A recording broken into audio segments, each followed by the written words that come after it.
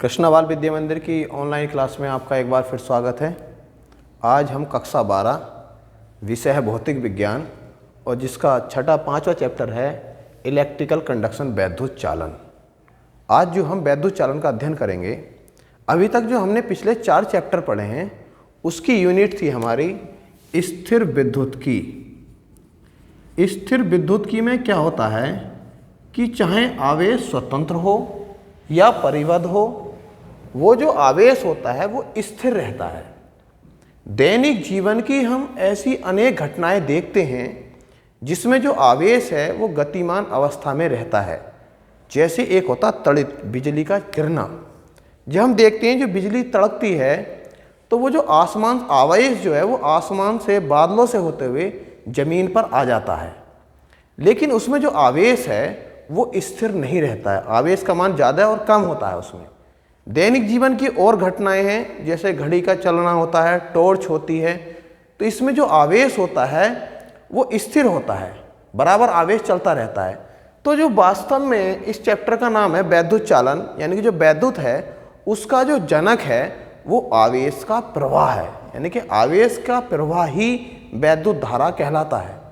अब जब हम इसकी वैद्युत धारा देखते हैं तो वैद्युत धारा में यह होता है कि यदि किसी चालक में प्रवाहित आवेश की मात्रा Q हो, यानी कि उस चालक में जो आवेश प्रवाहित हो रहा है Q, उसके प्रवाहित होने में T समय लगे, तो यह चालक में जो धारा होगी वो होती I बराबर Q/T, यानी कि आवेश प्रवाह की दर को वैद्युत धारा कहते हैं। दूसरे शब्दों में कह सकते हैं हम कि आवेश प्रवाह की जो दर होती है उसे वैद्युत धारा कहते हैं। और वैद्युत धारा I बराबर होता है Q/T, जहाँ Q आवेश है और T क्या है, समय है।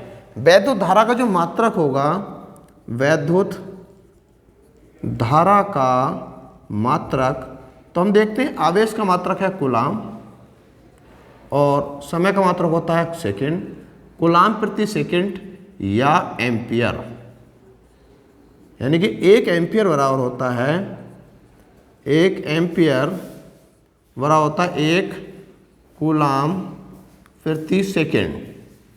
एम्पियर एक मूल राशि है, वैद्युत धारा एक मूल राशि जिसका मात्रक एम्पियर होता है।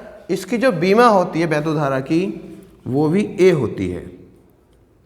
अब हम ये देखते हैं कि वैद्युत धारा में डायरेक्शन भी होती है, डायरेक्शन के साथ साथ परिमाण भी होता है, लेकिन फिर भी वैद्युत धारा सदिश राशि नहीं है, यानी कि वैद्युत धारा अदिश राशि है। उसका कारण ये होता है कि जो ये वैद्युत धारा होती है वो सदिश योग के नियमों का पालन नहीं करती। हम देखते हैं कि ये एक वायर है जिसमें 3 एम्पियर के करंट प्रवाहित हो रही है, एक दूसरा वायर है जो यहाँ पर बिंदु O पर कनेक्ट हो रहे हैं, ये इसमें 4 एम्पियर के करंट प्रवाहित है। दोनों के मिलाकर जो एक वायर आगे बना उसमें जो करंट होगी वो 3 और 4 जो होगी वो 7 एम्पियर होगी। हम ये देखते हैं कि अगर हम किसी तार में फंदा लगा दें, ये तार में अगर हमने फंदा लगा दिया तो वैद्युत धारा के जो परिमाण है उस पर कोई प्रभाव नहीं पड़ता है, यानी कि वो सदिश योग के नियमों का पालन नहीं करती है। अगर वो सदिश योग के नियमों का पालन करती तो इस फंदे में जो परिणामी धारा होती वो शून्य हो जाती। तो यहाँ पर जो दिया है कि एक वायर है जिसमें 3 एम्पियर के करंट है, दूसरे वायर में 4 एम्पियर के करंट है, तो वैद्युत धारा अदिश राशि है, तभी इन दोनों में 4 और 3 7 एम्पियर के करंट हो जाती है। अगर ये वैद्युत धारा सदिश राशि होती तो सदिश योग के नियमों के अनुसार 3 एम्पियर और 4 एम्पियर का जो सदिश योग आता वो 5 एम्पियर आता। यानी कि वैद्युत धारा ये अपवाद है जिसमें परिमाण के साथ साथ दिशा भी होती है, लेकिन फिर भी वैद्युत धारा जो है वो अदिश राशि है। अब इसके बाद हम नया टॉपिक देखेंगे। नए टॉपिक से पहले हम 2-3 परिभाषाएं देखेंगे। एक तो इसमें आएगा मुक्त इलेक्ट्रॉन, कि मुक्त इलेक्ट्रॉन किसे कहते हैं। एक आएगा इसमें माध्य मुक्त पथ, मीन फ्री पाथ, और एक इसमें आएगा श्रांति काल, और उसके बाद आता है अनुगमन वेग। अनुगमन वेग जिसे अफवा वेग भी बोलते हैं। हम देखते हैं कोई परमाणु होता है, परमाणु में एक बीच का छोटा भाग होता है जिसे नाभिक बोलते हैं। नाभिक में प्रोटॉन और न्यूट्रॉन होते हैं। नाभिक के चारों ओर जो कक्षाएं होती हैं उनमें इलेक्ट्रॉन घूमता रहता है। जो कक्षाएं नाभिक से दूर की ओर होंगी उनमें जो है इलेक्ट्रॉन पर जो नाभिक का आकर्षण बल होता है वो कम होता है, और जब वो कम होता है तो हम देखते हैं धीरे धीरे जो बाहर की कक्षाओं के इलेक्ट्रॉन होते हैं वो रूम टेम्परेचर पर, या उन्हें थोड़ा सा अगर बाहर से आवेशित किया जाता है तो वो उस जो कक्षा है उसे छोड़ देते हैं। जब कक्षा को छोड़ते हैं तो उस क्रिस्टल के अंदर फ्री घूमते रहते हैं, जिन्हें हम मुक्त इलेक्ट्रॉन कहते हैं। ये जो मुक्त इलेक्ट्रॉन होते हैं इनमें जो धातुओं की संख्या, धातु में जो मुक्त इलेक्ट्रॉन की संख्या होती है वो 10⁻29 प्रति मीटर क्यूब होती है लगभग, यानी कि एकांक आयतन में 1 मीटर क्यूब आयतन में जो मुक्त इलेक्ट्रॉनों की संख्या होती है वो 10⁻29 होती है। उसके बाद आता है माध्य मुक्त पथ। ये जो मुक्त इलेक्ट्रॉन होते हैं ये धातु के धनायनों से टकराते रहते हैं, तो कोई भी दो क्रमागत टक्करों के बीच चली गई जो दूरी होती है उसे माध्य मुक्त पथ कहते हैं। और माध्य मुक्त पथ जो होता है इसकी जो लंबाई होती है वो 10⁻⁹ मीटर होती है लगभग। माध्य मुक्त पथ को लैम्डा से रिप्रेजेंट करते हैं। उसके बाद आ जाता है श्रांति काल। श्रांति काल ये होता है कि जब इलेक्ट्रॉन धातु के भीतर धनायनों से टकराता रहता है तो कोई भी दो क्रमागत टक्करों के बीच का जो समय होता है उसे हम श्रांति काल कहते हैं, और श्रांति काल को टॉ से रिप्रेजेंट करते हैं। श्रांति काल का मान होता है लगभग 10⁻⁻14 सेकेंड। इसके बाद जो सबसे इंपॉर्टेंट है इसमें अनुगमन वेग या अफवाह वेग, और जिसे इंग्लिश में बोलते हैं ड्रिफ्ट वेलोसिटी। हम ये देखते हैं कि जब जो मुक्त इलेक्ट्रॉन होते हैं वो धातु के धनायनों से टकराते रहते हैं, और जब धातु के धनायनों से टकराते रहते हैं तो तार की लंबाई के समांतर वो एक निश्चित और न्यूनतम वेग प्राप्त कर लेते हैं, जिसे हम अनुगमन वेग या अफवाह वेग वीडी बोलते हैं। डी बोलता है ड्रिफ्ट। अनुगमन वेग को वीडी से रिप्रेजेंट करते हैं, यानी कि जो इलेक्ट्रॉनों का जो अनुगमन वेग होता है वो ड्रिफ्ट वेलोसिटी वीडी कहलाता है। अब इसके बाद हम देखेंगे, हम मुक्त इलेक्ट्रॉनों के अफवाह वेग तथा वैद्युत धारा में संबंध। वैद्युत धारा में संबंध देखेंगे हम। ये कोई चालक का परिच्छेद है, ये चालक का परिच्छेद है, और जिसमें ये इलेक्ट्रॉन एक सिरे से दूसरे सिरे की ओर प्रवाहित हो रहे हैं, चल रहे हैं। ये इलेक्ट्रॉन है। इलेक्ट्रॉन का जो अनुगमन वेग है वो वीडी है। इलेक्ट्रॉन जो होता है वो हमेशा ऋणावेश से धनावेश की ओर चलता है, क्योंकि इलेक्ट्रॉन पर ऋणात्मक चार्ज होता है, और ऋणात्मक चार्ज होने के कारण इलेक्ट्रॉन जो जाएगा वो धनावेश की ओर जाएगा। तो जो एक्सटर्नल वैद्युत क्षेत्र होगा उसकी डायरेक्शन जो होगी वो इलेक्ट्रॉनों के चलने के अपोजिट होगी। हमें यहाँ पर सिद्ध करना है, ये संबंध स्थापित करना है, मुक्त इलेक्ट्रॉनों के अफवाह वेग और वैद्युत धारा में संबंध करना है। यानी कि वैद्युत धारा होती है हमारी आई और अनुगमन वेग होता है हमारा वीडी। इन दोनों में हमें यहाँ पर संबंध स्थापित करना है। अभी तक जो हमने वैद्युत धारा की परिभाषा पढ़ी है वो पढ़ी है I बराबर Q/T, यानी कि आवेश प्रवाह की जो दर होती है उसे हम वैद्युत धारा कहते हैं। यहाँ पर हमारा I आ चुका है, आगे जो आना है वो वीडी में, इस Q को वीडी में कन्वर्ट करना है। हम ये देखते हैं जो चालक का परिच्छेद है उसका क्षेत्रफल A है, और चालक के परिच्छेद के एकांक आयतन में जो मुक्त इलेक्ट्रॉनों की संख्या वो n है।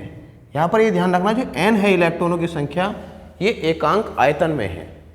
अगर एक आयतन में n इलेक्ट्रॉन है, अगर आयतन 50 हो जाएगा तो उसकी 50 से क्या कर देते हैं, गुणा कर देते हैं।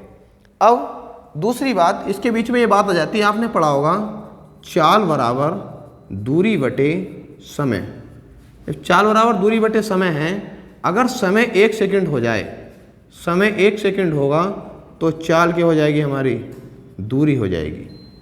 अगर समय 1 सेकंड होगा तो चाल दूरी बन जाती है, यानी कि जो दूरी है वही चाल और जो चाल है वही दूरी हो जाती है। दूसरी एक बात और यहाँ पर ये ध्यान रखनी है कि फिजिक्स में जैसे हम आयतन पढ़ते हैं तो आपने मैथ में आयतन पढ़ा होगा लंबाई गुणा चौड़ाई गुणा ऊंचाई पढ़ा होगा। फिजिक्स ये कहती है कि जहाँ पर भी मात्रक मीटर क्यूब बनेगा, यानी कि घन मीटर बनेगा, वो राशि आयतन होगी, चाहे वो लंबाई गुणा लंबाई हो, या क्षेत्रफल गुणा दूरी हो, या क्षेत्रफल गुणा विस्थापन हो, यानी कि जहाँ पर भी इकाई हमारी मीटर क्यूब बनेगी वो आयतन को रिप्रेजेंट करेगी। ऐसे ही हम यह देखते हैं कि जो चालक है उसका क्षेत्रफल a है, उसमें मुक्त इलेक्ट्रॉनों की संख्या स्मॉल n है और उसका जो अनुगमन वेग है वो vd है। तो हम देखते हैं कि एक सेकंड के लिए तार से जो प्रवाहित आवेश की मात्रा होगी वो n into a into vd होगी, यानी कि इलेक्ट्रॉनों का जो पास होना होता है उसे ही हम आवेश बोलते हैं।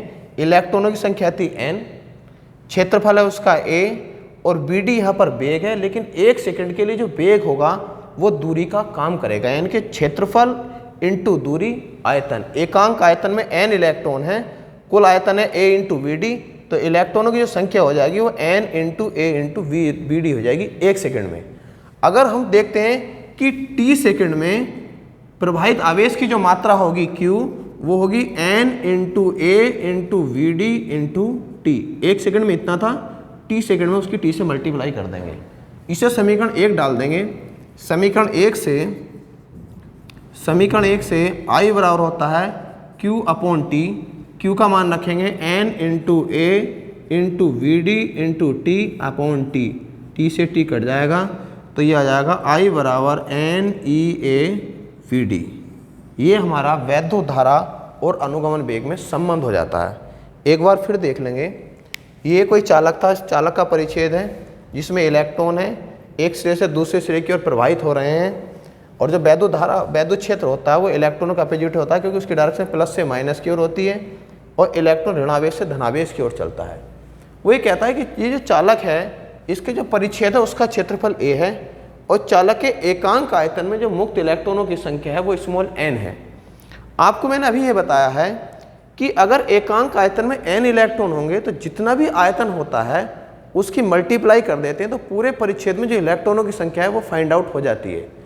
यहाँ पर उसका क्षेत्रफल है a, एक सेकंड के लिए जो वेग है उसका वो दूरी बन जाएगा, यानी कि क्षेत्रफल और एक सेकंड के लिए जो वेग का गुणनफल होगा वो आयतन को रिप्रेजेंट करेगा, यानी कि एक सेकंड में तार से गुजरने वाला जो आवेश होगा वो n into a into vd होगा। t सेकंड में अगर हम देखेंगे तो t एक सेकंड में इतना, तो इसकी t से मल्टीप्लाई कर देंगे, t सेकंड में आवेश आ जाएगा। पहली समीकरण आपको धारा की परिभाषा थी I बराबर q अपॉन t, यहाँ पर q का मान रख देंगे तो वैद्युत धारा और अनुगमन वेग में संबंध आ जाता है I बराबर n e a vd। इसका आगे यूज होगा डेरिवेशन में। अब नेक्स्ट डेरिवेशन देखेंगे इसका। देखो अब इसके बाद आ जाता है हमारा धारा घनत्व। धारा घनत्व क्वेश्चन आता है कि धारा घनत्व से आप क्या समझते हैं, धारा घनत्व और अनुगमन वेग में संबंध स्थापित कीजिए। तो जो धारा घनत्व का फॉर्मूला होता है, धारा घनत्व को रिप्रेजेंट करते हैं हम J से, और J बराबर होता है I अपॉन A, यानी कि चालक के किसी बिंदु पर एकांक क्षेत्रफल से अविलंबित गुजरने वाली जो वैद्युत धारा होती है उसे हम धारा घनत्व J कहते हैं। यानी कि धारा घनत्व J बराबर होगा I अपॉन A। यदि चालक का क्षेत्रफल A हो, उसमें प्रवाहित धारा I हो, तो वैद्युत धारा I और चालक का क्षेत्रफल A का जो अनुपात होता है उसे हम धारा घनत्व J बोल देते हैं। धारा घनत्व अब हम जानते हैं वैद्युत धारा और अनुगमन वेग में हमें संबंध स्थापित करना है, तो लिखेंगे चूंकि वी नो दैट, हम जानते हैं कि अभी हमने पढ़ा है I बराबर n e a v d, तो J बराबर होगा I का मान रखेंगे n e a v d upon A से A कैंसिल हो जाएगा और J बराबर होगा n e a v d। ये हमारा वैद्युत धारा घनत्व और अनुगमन वेग में संबंध है n e v d। Sorry A नहीं होगा, ये तो कट गया है, J बराबर होगा n e v d। ये धारा घनत्व और अनुगमन वेग में संबंध है। इसके बाद इसका जो नेक्स्ट टॉपिक है वो देखेंगे। अब देखो इसके बाद आ जाती है एक छोटी सी परिभाषा है गतिशीलता। गतिशीलता को लिखते हैं म्यू से, और म्यू बराबर होता है वी डी अपॉन ई, यानी कि एकांक वैद्युत क्षेत्र में जो इलेक्ट्रॉनों का अनुगमन वेग होता है उसे हम गतिशीलता म्यू कह देते हैं। इसके बाद आता है हमारा वैद्युत प्रतिरोध।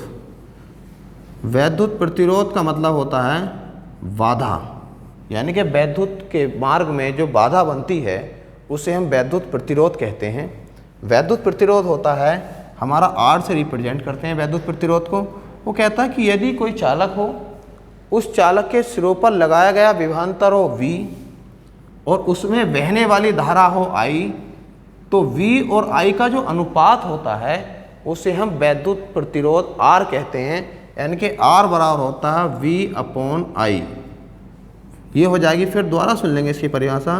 किसी चालक के सिरों पर लगाए गए विभवांतर V और उसमें बहने वाली धारा I के अनुपात को वैद्युत प्रतिरोध R कहते हैं। वैद्युत प्रतिरोध का जो मात्रक होता है, वैद्युत प्रतिरोध का मात्रक वो होगा, विभवांतर का मात्रक होता है वोल्ट और धारा का मात्रक होता है एम्पियर। वोल्ट प्रति एम्पियर, या इसे लिख देते हैं ओम से, और इसे जो रिप्रेजेंट करते हैं वो इस तरह से रिप्रेजेंट करते हैं ओम को, यानी कि वो इसका ओमेगा की तरह होता है बिल्कुल। आप इस तरह से गोल बना लीजिए और बिल्कुल यहाँ से हटाकर इसको इस तरह से और ये कर दीजिए, ओम का चिन्ह होता है ये, या तो ओम लिख दीजिए या इससे रिप्रेजेंट कर दीजिए। तो वैद्युत प्रतिरोध का मात्रक यानी कि 1 ओम बराबर हो गया, 1 ओम बराबर 1 वोल्ट प्रति एम्पियर। वोल्ट प्रति एम्पियर जो होगा वो वैद्युत प्रतिरोध का मात्रक होगा। उसके बाद आ जाती है हमारी वैद्युत चालकता।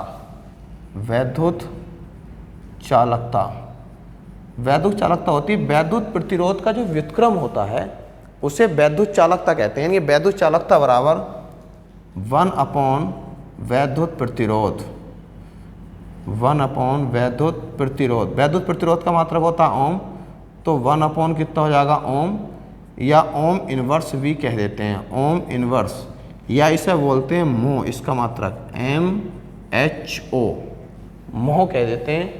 या इसका दूसरा मात्रक होता है साइमन।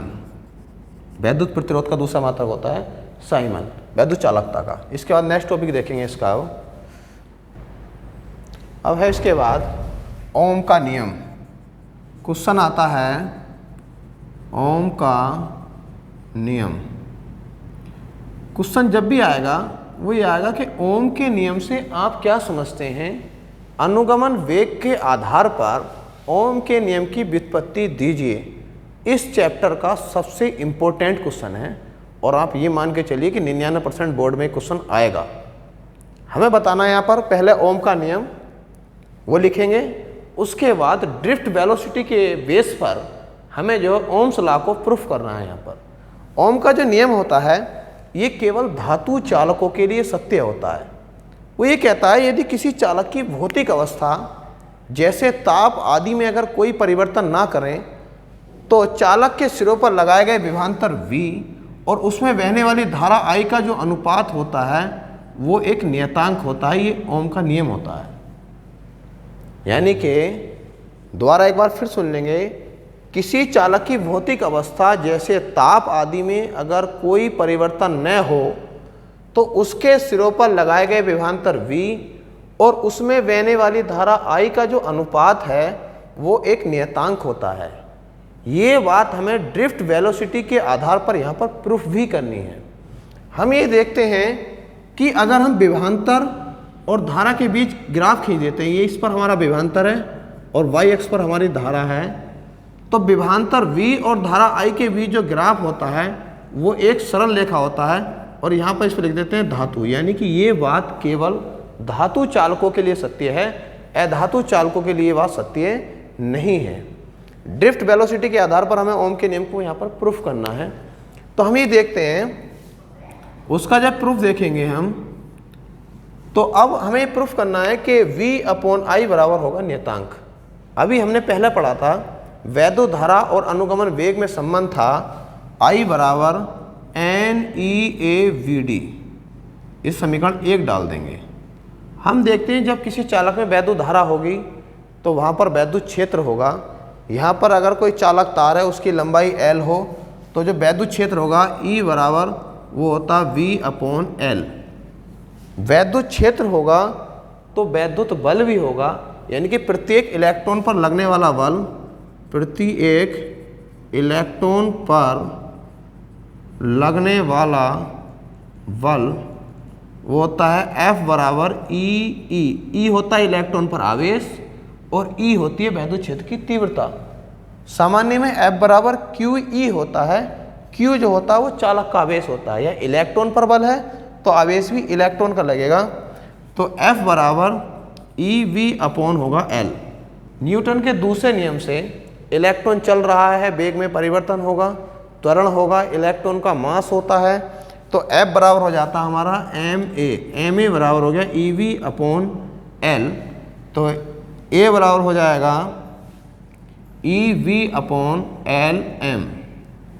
अब हम देखते हैं कि जब जो इलेक्ट्रॉन होता है वो तार के अंदर चलता है तो धातु के धनायनों से बार बार टकराता रहता है। यदि दो टक्करों के बीच का समय अंतराल टो हो तो उसके जो वेग में जो वृद्धि होगी वो a टाउ की वृद्धि हो जाती है। यानी कि जैसा आपने गति का पहला समीकरण था v बराबर u प्लस at, हम ये देखते हैं u उसका प्रारंभिक वेग है। जब वो गति करता है तो उसके वेग में जो है पहले से a टाउ की वृद्धि हो जाती है, तब उसका अंतिम वेग v बराबर बनता है u प्लस at।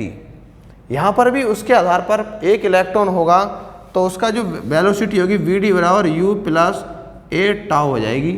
पहला है तो टाउ 1 u होगा तो ये भी कितना हो जाएगा u1। इसी प्रकार दूसरा इलेक्ट्रॉन होगा, इसी प्रकार तीसरा इलेक्ट्रॉन होगा। आपको भी बताया था कि धातु है और उसके एकांक आयतन में जो मुक्त इलेक्ट्रॉनों की संख्या होती है वो लगभग 10⁻29 प्रति मीटर क्यूब होती है। यहाँ पर बहुत सारे इलेक्ट्रॉन होंगे तो उन इलेक्ट्रॉनों का जो है हम औसत अनुगमन वेग को फाइंड आउट करेंगे। तो औसत अनुगमन वेग अगर vd होगा तो पहला इलेक्ट्रॉन है तो u1 प्लस a टाउ 1, दूसरा होगा तो u2 प्लस a टाउ 2, तीसरा इलेक्ट्रॉन होगा तो u3 प्लस a टाउ 3, और यदि nवां इलेक्ट्रॉन होगा तो हो जाएगा un plus a tau n। औसत होगा तो कुल पदों का योग बटे पदों की संख्या। n इलेक्ट्रॉन है तो n कर देंगे। अब u1, u2, u3 और un को एक तरफ करेंगे, a tau 1, a tau 2, a tau 3, a tau n को अलग कर लेंगे। तो तब ये हो जाएगा vd बराबर u1 प्लस u2 और plus un plus a tau 1 plus a tau 2 और ये हो जाएगा a टाउ n।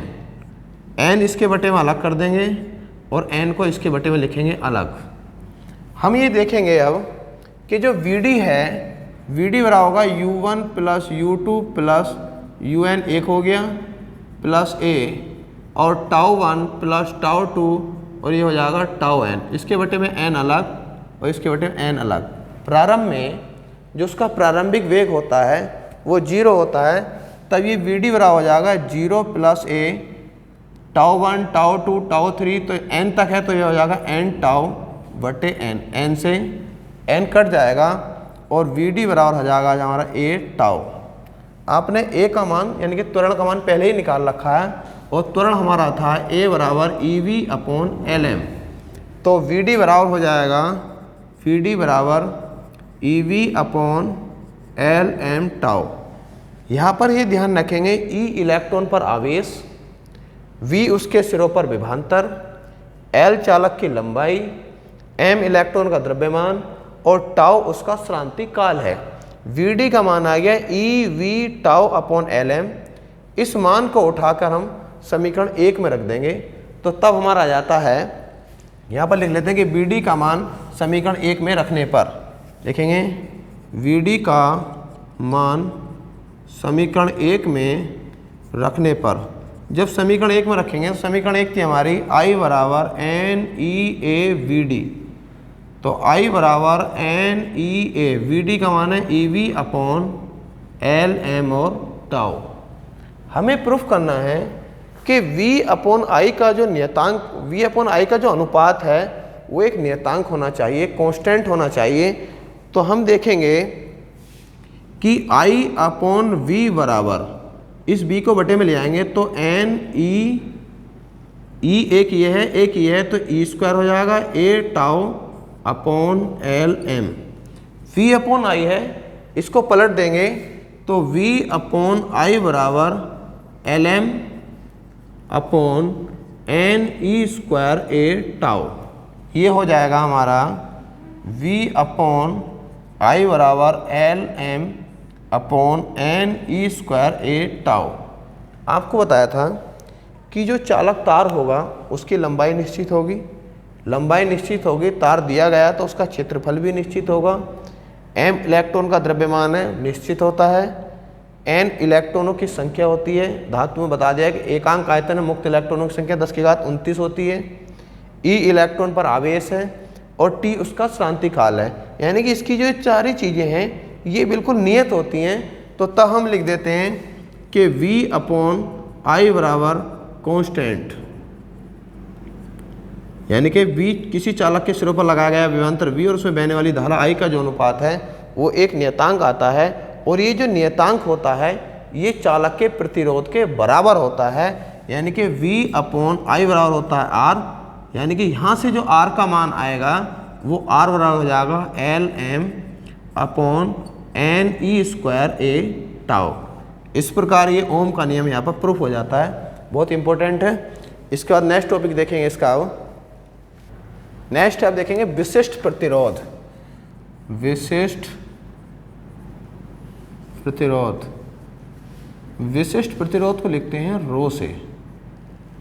वो कहता है कि जब किसी चालक में धारा प्रवाहित की जाती है तो चालक के किसी बिंदु पर वैद्युत क्षेत्र की तीव्रता E और धारा घनत्व J के अनुपात को चालक का विशिष्ट प्रतिरोध रो कहते हैं। यानी कि अर्थात रो बराबर होता है E/J। लिखेंगे चूंकि E बराबर होता है V/L और J बराबर होता है I/A। ये आपको दोनों बात पहले पढ़ा दी हैं कि किसी चालक की लंबाई L हो और उसके सिरों पर विभवांतर V हो तो वैद्युत क्षेत्र की जो तीव्रता E बराबर होता है वो V/L होता है। धारा घनत्व भी पढ़ाया कि चालक के किसी बिंदु पर धारा I और उसके क्षेत्रफल के अनुपात को धारा घनत्व J कहते हैं। E और J के मान यहाँ पर रखेंगे तब रो बराबर होगा, E बराबर है V/L और J बराबर है I/A। A ऊपर पहुँच जाएगा, रो बराबर V/L इंटू A/I। I को इधर ले आइए, A को इधर ले जाएंगे तो रो बराबर V/I इंटू A/L। और लिखेंगे चूंकि अभी पढ़ाया था आपको R बराबर कितना है V/I, V/I के स्थान पर R रखेंगे तो विशिष्ट प्रतिरोध रो बराबर होगा R इंटू A/L। ये विशिष्ट प्रतिरोध का फॉर्मूला हो जाएगा। विशिष्ट प्रतिरोध का जो मात्रक लिखेंगे, विशिष्ट प्रतिरोध का मात्रक यहाँ लिखेंगे R प्रतिरोध है, प्रतिरोध का मात्रक होता है ओम, A क्षेत्रफल है, क्षेत्रफल का मात्रक होगा मीटर स्क्वायर और लंबाई का मात्रक होगा मीटर, तो मीटर से मीटर कैंसिल हो जाएगा तो विशिष्ट प्रतिरोध का मात्रक आ जाएगा ओम मीटर। कहीं कहीं से हमें चेंज करना होगा अगर तो R बराबर लिख देंगे रो इंटू L/A, यानी कि L की क्रॉस मल्टीप्लाई कर देंगे A बटे में पहुँच जाएगा तो R बराबर हो जाएगा रो इंटू L/A। एक बात का यहाँ विशेष ध्यान ये रखेंगे कि जो विशिष्ट प्रतिरोध होता है वो चालक का अभिलाक्षणिक गुण होता है। अभिलाक्षणिक गुण का मतलब ये होता है कि अगर एक ही प्रकार की धातु है, जैसे मान लीजिए चांदी है, एल्युमिनियम है, तांबा है, तो उनके लिए चाहे उनके चालक अलग अलग लंबाई के हों, अलग अलग क्षेत्रफल के हों, अलग अलग धारा प्रवाहित हो रही हो, लेकिन अगर एक ही प्रकार की धातु हैं तो उनके लिए रो जो होगा वो हमेशा सेम होता है। अब ये विशिष्ट प्रतिरोध था, उसके बाद है विशिष्ट चालकता। विशिष्ट चालकता को जो लिखते हैं हम, विशिष्ट चालकता वो होती है हमारी सिग्मा, और सिग्मा होता है 1/ρ। यानी कि विशिष्ट प्रतिरोध के व्युत्क्रम को विशिष्ट चालकता कहते हैं। विशिष्ट प्रतिरोध का मात्रक था ओम मीटर, तो विशिष्ट चालकता का जो मात्रक होगा, इसका जो मात्रक होगा 1/ओम मीटर, या ऐसे लिख सकते हैं ओम की पावर -1 और मीटर की पावर -1। विशिष्ट चालकता का मात्रक हो गया ओम इनवर्स और मीटर इनवर्स। यहाँ पर सिग्मा बराबर 1/ρ है, रो का मान रखेंगे, लिखेंगे सिग्मा बराबर 1/ρ बराबर आया है E/J। E/J, J ऊपर पहुँच जाएगा तो रो बराबर होगा J/E, या J बराबर हो गया सिग्मा E। यानी कि ये धारा घनत्व और वैद्युत क्षेत्र की तीव्रता में संबंध भी आ जाता है। धारा घनत्व और वैद्युत क्षेत्र की तीव्रता में संबंध हो गया J बराबर सिग्मा E। इसके आगे अब नेक्स्ट देखेंगे। इसके बाद देखो यहाँ तक जो था ये 70% सिलेबस में है। आगे जो 2-3 टॉपिक हैं वो जो 30% सिलेबस कम किया गया उसमें बाहर कर दिए गए हैं, लेकिन उसकी सामान्य जानकारी मैं आपको दे देता हूँ। जैसे प्रतिरोधों का संयोजन होता है, प्रतिरोधों का संयोजन, प्रतिरोधों के संयोजन में हमने जो पीछे संधारित्र वाला चैप्टर था उसमें भी पढ़ा था। एक श्रेणी क्रम और दूसरा था उसमें समांतर क्रम। तो अगर प्रतिरोधों का श्रेणी क्रम होगा, श्रेणी क्रम का फॉर्मूला होता है R बराबर R1 plus R2 plus R3, यानी कि जो अलग अलग 3 प्रतिरोध दिए हैं और उस सर्किट का हमें अधिकतम रेजिस्टेंस फाइंड आउट करना है तो वो सीरीज में हो जाते हैं। और अगर न्यूनतम करना हो तो समांतर क्रम का फॉर्मूला होता है 1/R बराबर 1/R1 plus 1/R2 plus 1/R3। जो प्रतिरोधों का समांतर क्रम होता है वो संधारित्रों का श्रेणी क्रम होता है, जो प्रतिरोधों का श्रेणी क्रम होता है वो संधारित्रों का समांतर क्रम होता है। ठीक है, इसके बाद एक आध टॉपिक और है लेकिन वो 30% में कम कर दिया गया है। बाकी इससे पहले जितना हमने पढ़ाया वो 70% सिलेबस में है, वही आपके इस बार आएगा। और इस वीडियो को पूरा ध्यान से देखने के बाद ही PDF से नोट्स लिखेंगे। धन्यवाद।